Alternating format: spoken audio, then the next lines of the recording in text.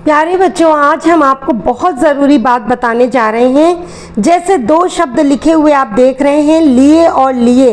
आपको जानकर आश्चर्य होगा कि इन दोनों शब्दों का प्रयोग अलग अलग जगह पर होता है। ये लिए बहुवचन के लिए प्रयोग हुआ है, जिसमें लिया एक वचन में प्रयोग हो, जैसे मैंने 2 लीटर दूध लिया। तो इसमें जब लिया आया या व्यंजन आया तो यहाँ पर मैंने 4 किलो फल लिए।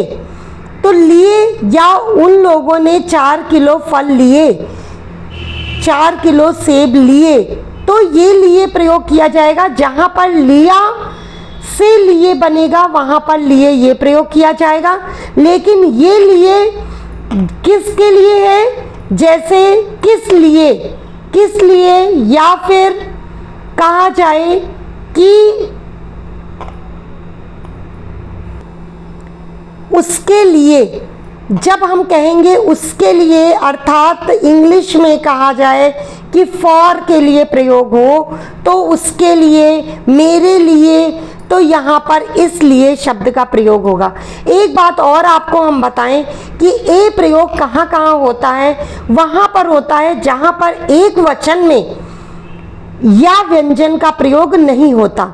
जैसे जाइए शब्द में, क्योंकि इसमें जाना क्रिया है, तो जाना क्रिया है और इसमें या किसी भी तरह का बहुवचन में बाद में कोई व्यंजन नहीं आ रहा है, स्वर से इसका अंत हो रहा है। इसलिए यहाँ पर जाइए, आइए, इस तरह के शब्द में ए ये वाला सही होगा। जाइए, आइए, यानी कि आप ये समझ सकते हैं कि आदर सूचक शब्दों के लिए जाइए, आइए, खाइए, जिनमें अंत में एक वचन में या नहीं आता, उनमें क्रिया इस अंत होती है, ए प्रयोग होता है।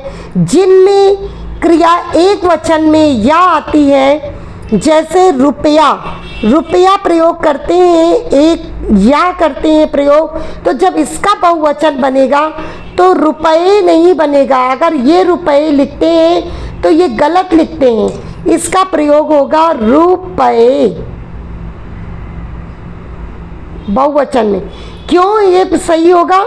क्योंकि इसमें रुपया एक वचन में या शब्द आया है, इसलिए या अक्षर आया है, या व्यंजन आया है, इसलिए यहाँ पर रुपये शब्द सही होगा और इस तरह से रुपया शब्द सही है।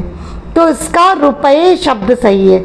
उम्मीद है आपको ये समझ में आ गया होगा। धन्यवाद।